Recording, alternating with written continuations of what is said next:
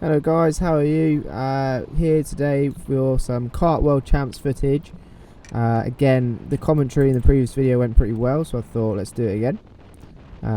So at the moment what you're seeing is a 1 lap qualifying, which we had to do before every heat. We all had 8 heat races. So this is the first one.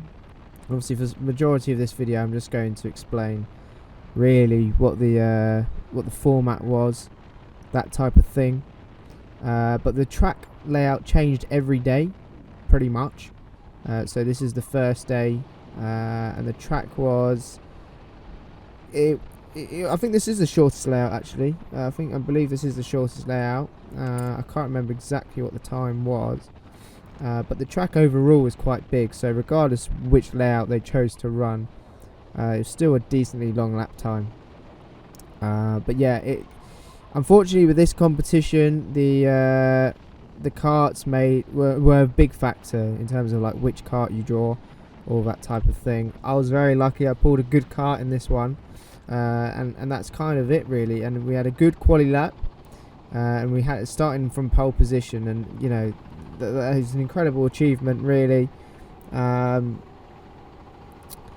But we've got some fast drivers behind and alongside.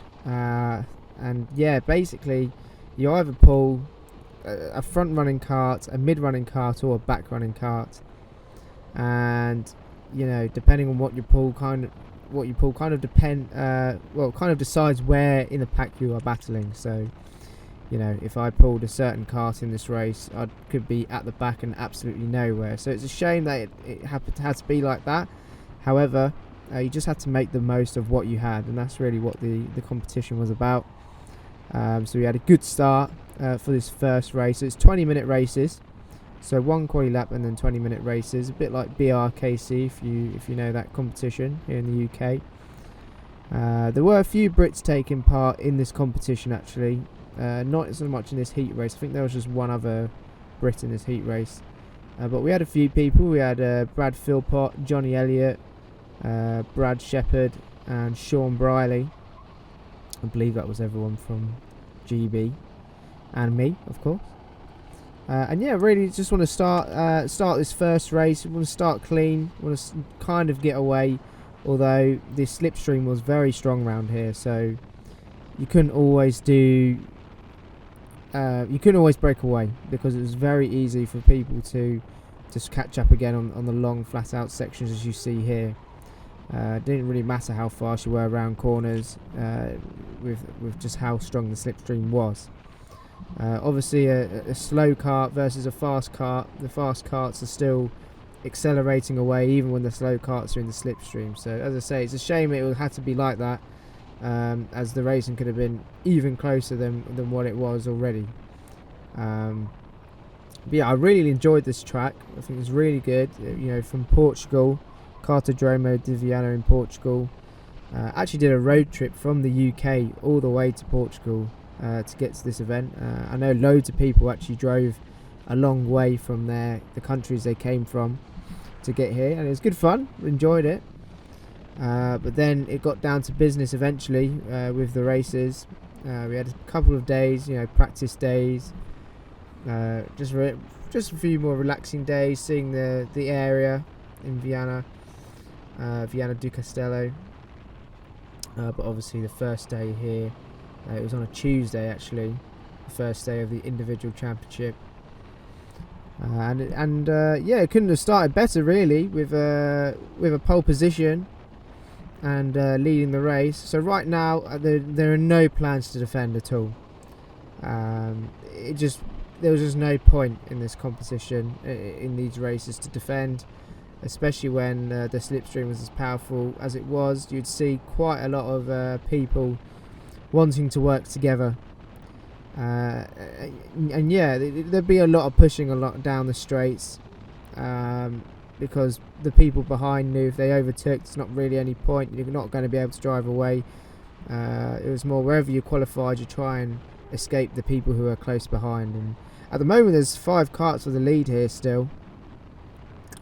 So lots of all these karts have got clearly some decent waft, but yeah, I definitely pulled one of the good ones here, and That certainly helps to get a good result. Still need to drive it, but it definitely helps. The weight limit for this was 90 kg.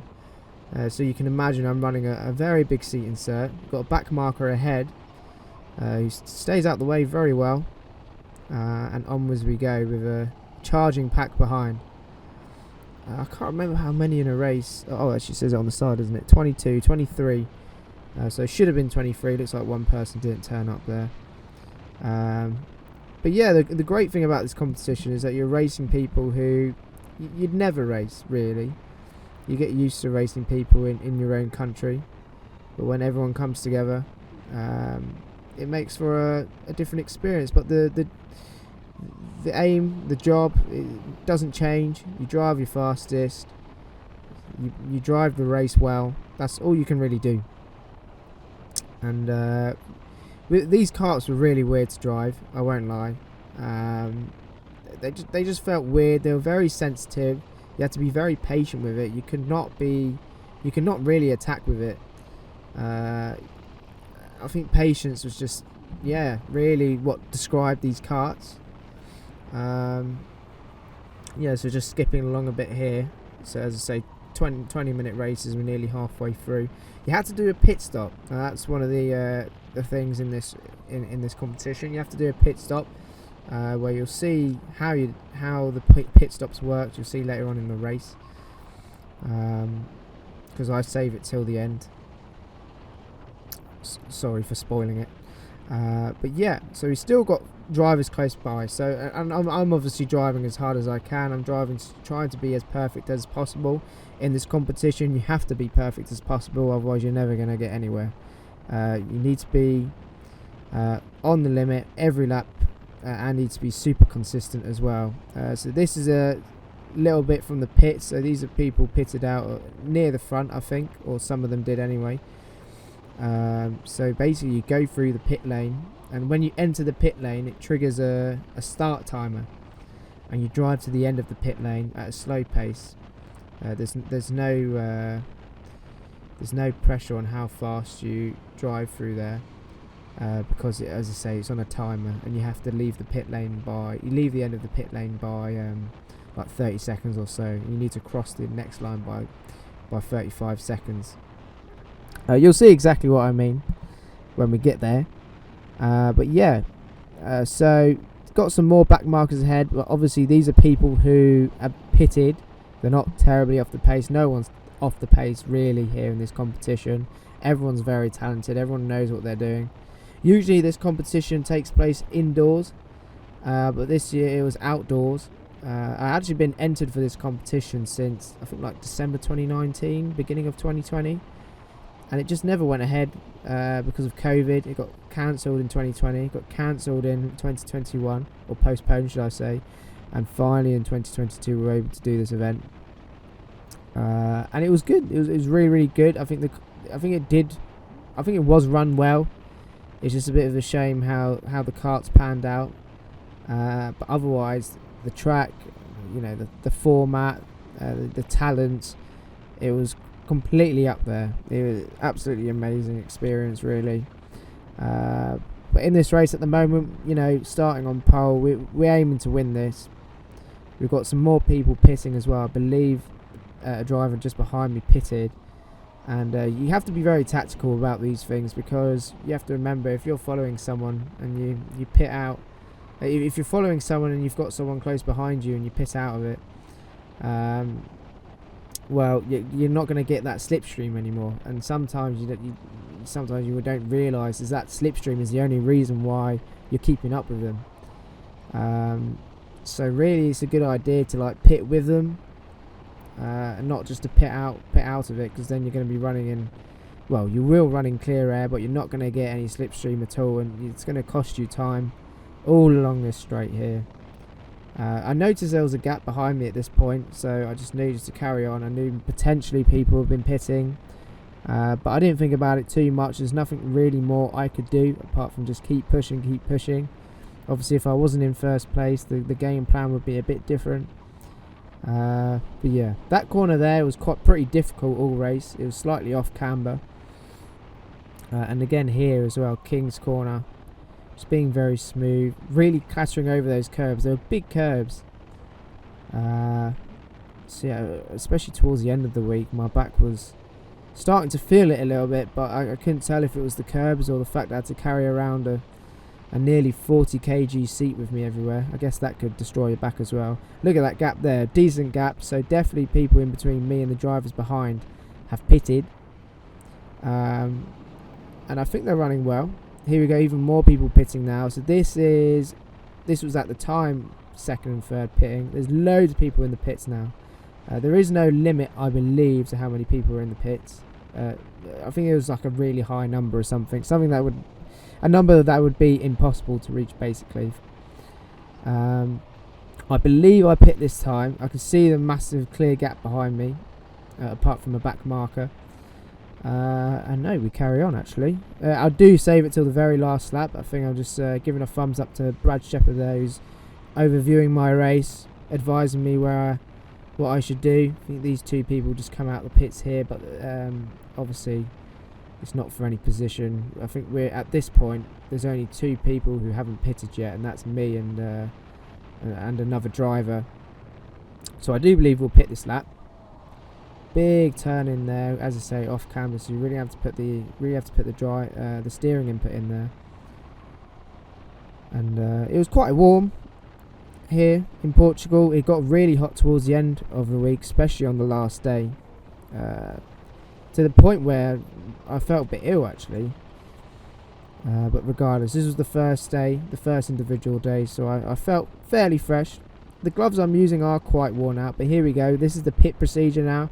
Going to fly through here in the pits, crossing the loop now, and that would start a timer. And obviously it did not matter really how fast you went through the pit lane. You're advised to go slowly because it's the pit lane, and you'd easily reach the end of the pit lane here. It was quite open, and you'd sit and wait here for the timer to go down, and basically there's a line further up ahead from where I am, marked with cones as well, and you had to make sure you cross that line after 35 seconds, and the line I'm talking about is right here. So you had to guess pretty much when to cross, when to accelerate, so that you wouldn't go before 35 seconds. And we judged it well. We've got an even bigger gap now, so these guys are second, third and fourth. You can see me a bit further ahead. You can see the gap's a lot bigger than what it was when second place originally came into stop, and now they're having a good battle themselves. But now we're away and clear. I believe this is the last lap now, so I really did leave it till the end, very close to messing that up, but we didn't. We got it correct. We're in the lead of a Kart World Championship race on my first try. I really couldn't be happier with how I performed in this race, and it's my first abroad competition as well, so really felt good to get this win. And I knew regardless of what happened in the next few races, I'd started off well and I'd done myself proud and got a lovely gold medal. And on to round two. So this is the second race of the day. We did 2 races every day, so 2 races on each layout, and this is the second race. Now I did not pull as good of a kart that I did in the first race, so naturally, you know, the kart I pulled here was finishing around midfield in every race, maybe towards the back, but it seemed like a midfield kart, so really had to deliver on this quali lap, otherwise we'd be nowhere. But it's definitely like, if you pull a midfield kart, it's basically, well, it is impossible to get pole position or get anywhere near the front, really, unless everyone messes their quali lap up. But here goes the quali lap now. I love single lap quali. I think it's brilliant. I think it's a big test of consistency, and I really enjoyed single lap quali. You know, you had 1 lap to do it, and it's not like you get any warm-up laps prior to it either. You just come out the pit lane, you wait to be you go around the track to where you need to stop, where they eventually send you off to start your lap. Now, slight correction there in my steering wheel, because the tyre wheel had been moved quite a lot downwards, so yeah, I had to recorrect my steering wheel there. Good through King's Corner there, really clattering over the curbs. I really had this section nailed. It was definitely my strong section, which showed in the previous race as well, because I'd always pull away through this section, and yeah, I just like the technical element of it. Felt really nice. But yeah, the lap wasn't too shabby. Obviously, the mistake at recorrecting the wheel. I forgot what the corner's called now, but recorrecting the wheel at the corner that I did. But it was still not a bad quali. You know, P8 in this car was a good quali. I was pleased with this.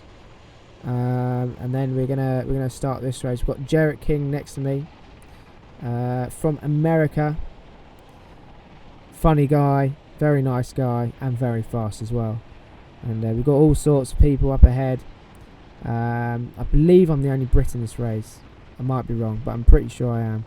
But now you really get to see some actual racing now, with us surrounded by other karts. There's all sorts going on in front. This guy trying to cut me up. But we're going to stick to the inside here. We're not going to load anyone off, because we're not about that. And lots of people going wide and into the dirt, and I get clattered from behind and get pushed off. So someone made contact and then hit me again. The guy in the white suit, just 2 karts up ahead, which was a shame that he did that. It is not necessary whatsoever. But we're eager to crack on, so we're going to go back for another move down here. No waiting around. But we've lost some precious time there, but we didn't come off as bad as other people did, that's for sure. And now I'm just trying to hope really that these people work with me. I know I've just absolutely sent it up the inside, but you know, I knew where I was able to qualify the karts, and I knew I could drive this track well. I was comfortable, so it was really time to push. And you see the leaders are already like 2 seconds ahead, but I really wasn't thinking about the lead battle by this point. It's just a matter of making the most of what you had, and just driving well. And we're catching this guy ahead in the orange helmet. A bit wide through King's Corner, but we make it work. We slingshot out pretty well, and we're going to set the move up again. I initially thought of not going for the move, and then I thought I'd try it, and it didn't really pay off. Cost a bit of time for both of us. In hindsight, maybe shouldn't have made the move, but it is what it is. And we haven't really lost anything from it, really. I mean, the guys ahead are always going to just pull away more. What we lost is just the gap we had to behind, but I think it was always going to close up. But we're still running close. I still feel like I can get in front of this guy. I feel as if I qualified in front of him. I can't remember where I qualified relative to this guy, but I'm eager to get past. So we're just going to see how we do here. We're going to go for a move down the inside here. Brake nice and late. And it was a good move. I was really pleased with this. And I was just like, come on, let's go. I know in my head that just because I do that, people are not always going to work together. I know that, but you know, it's just to help things, really. You know, there is a lot of hoping involved that people will work with you in these races. As you can see, the pack ahead are just getting away, and they will just be pulling away on the straights as well. Yeah. So I would say a bit lonely at the moment, but we definitely out-qualified the karts, because we've got some fast people and fast karts catching up. And you'll see in a bit what I mean. But at the moment, it's not a terrible race. Again, with the recorrection, it's just that type of corner, really. But yeah, another 20-minute race, another pit stop that we need to complete. Now, obviously, it means a bit more when we do it in this race, because we're not at the front. We need to decide tactically. We're not really close to anyone at the moment, but it's still, I think, a bit too early to pit, especially as it's really the only card you have to play. You know, it's the only tactical card you have. You can, for most of the races, really, you're just trying to be as consistent as you can, trying to drive as fast as you can. You can make an overtake or swap positions with people, but it doesn't always, you know, mean much. If that made any sense at all. Whereas pit stops, you know, if you know you can do a fast pit stop. I got slightly pushed wide there, and yeah, that was no good.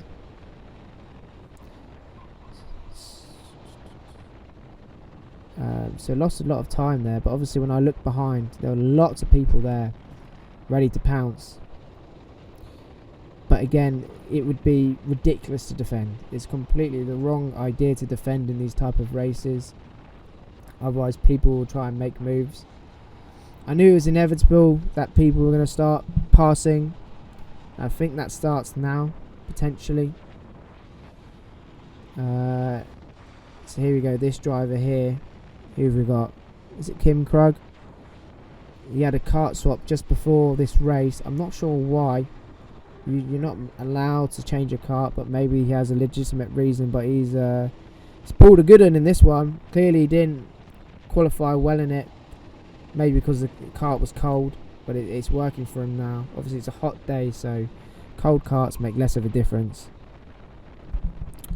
As I say, doing this section pretty well here. We're not going to make a move because it's the wrong thing to do, but we've got another driver coming past.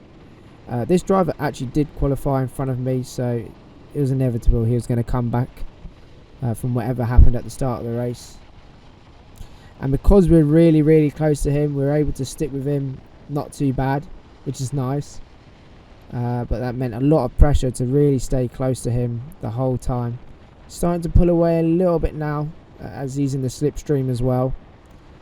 But all we can do is just drive perfectly and hope not to lose too much time, you know, just try and stick with these guys.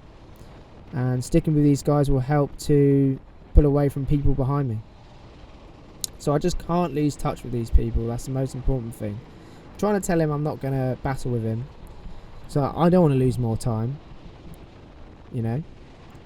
I know this kart's performance is not the best, but he's still defending, still holding a tight line, and I just don't know why.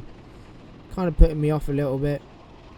But we're trying to stay close. We don't want him to get away, because otherwise we're going to lose a very crucial toe. We're just about holding on to it. Kart's pretty similar in speed on the bottom to mid section, which helps a lot. Obviously I'm getting a cheeky double slipstream here. It's keeping us in contention. And we're not really pulling up close to Kim Krug's kart. So he's got some good waft there. Guy thinks about a move. I go on the dirt, but luckily saved it. And as I say, I think drivers behind. I think the drivers behind were fairly close. Not as close as I am to these people in front, but definitely within striking distance. This driver goes for a move now on Mr. Krug, but the target doesn't. The plan doesn't change. We still aim to stay close, right on their bumper. So we really are getting the best slipstream possible. Slowly pulling away from me, just little bit by little bit, but you know, I knew that if I drove well in the corners and very consistently, I'd be able to keep up. And yeah, baking hot day, beautiful day in Portugal to do some karting.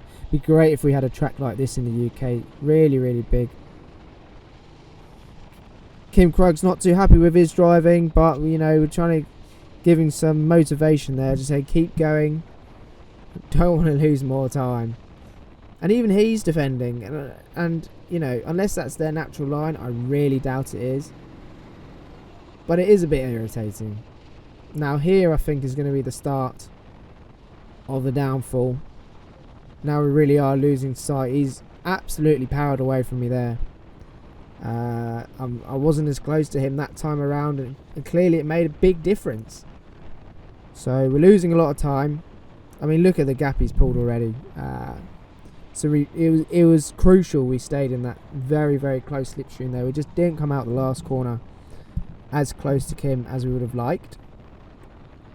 We can see if we can make up anything through this section here. And now, because of that, it means the karts behind have a better chance of catching up. Seems to be a lot of oversteer with this kart. I had to do a lot of recorrection. It's not as planted as the first kart was.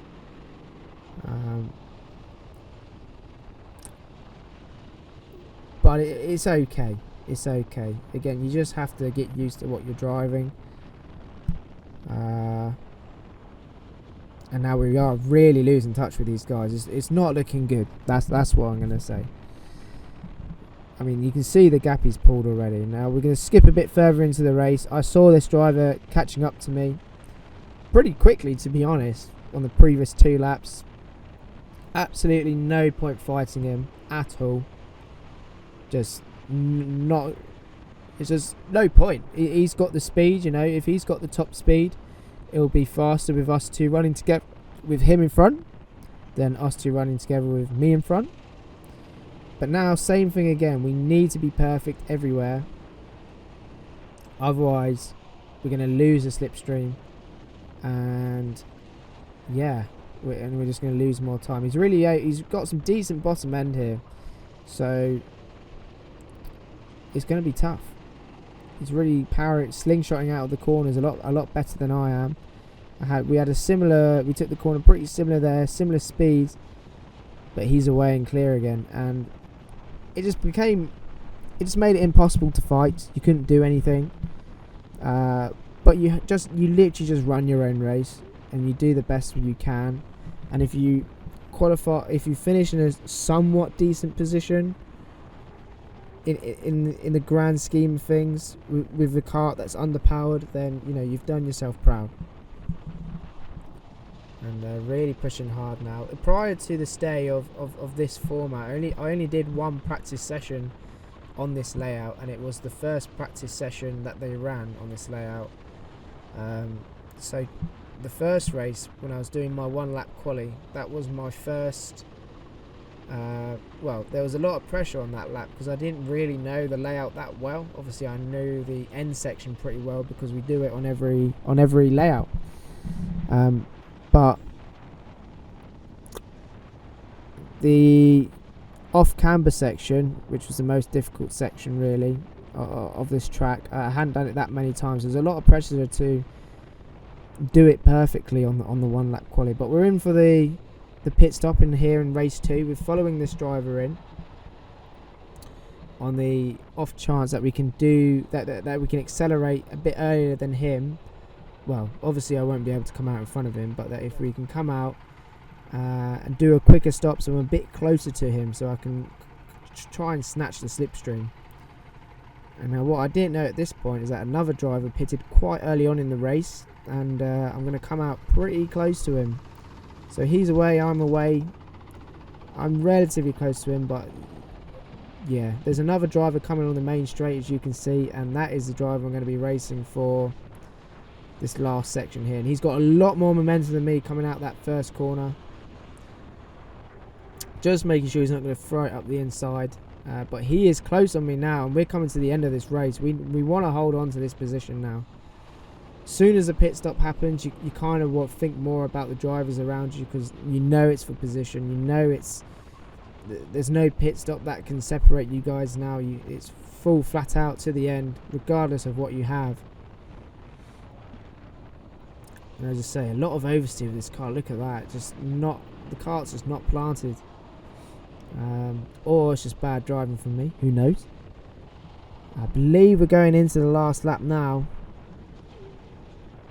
And it's all or nothing here for this position. He's coming close. We're going to go on the defence. This track is so wide, so defending here is difficult. The slipstream is strong. So we're going to try our best. Checking every corner. He's coming. But we're going to make sure we put our car in the right spots, in the right place on the track so he doesn't get by. And then defending into here, he's literally right on my tail, right on my bumper when I look behind. Went over the dirt there that had been brought onto the track. Quick check behind, and he's nearly up my inside there. So good job I checked that, because he may have been able to sneak through. But he is all over me, and it's a very, very tense last lap. A very fun last lap. It's good to do some proper battling. You wouldn't really get this battling all race, apart from right at the end when it's all to play for. And here we go, side by side, coming around the last corner, crossing the checkered flag, and look how close it was. Brilliant race with this driver here. He nearly got me, managed to finish P9 in the end. So really not a bad result in what we had. I mean, the drivers in front just accelerated away, but I thought we did everything we could. I was really pleased with how I drove, and for the first day to have a P1 and a P9, it was a very strong day. Now hilariously, the standings after this day said that I was P3 out of everyone, like 137 drivers. It's because they included the 1 drop score, because out of your 8 heats your best 7 count, but it included my so it kind of did a 1 drop after doing 2 rounds, and so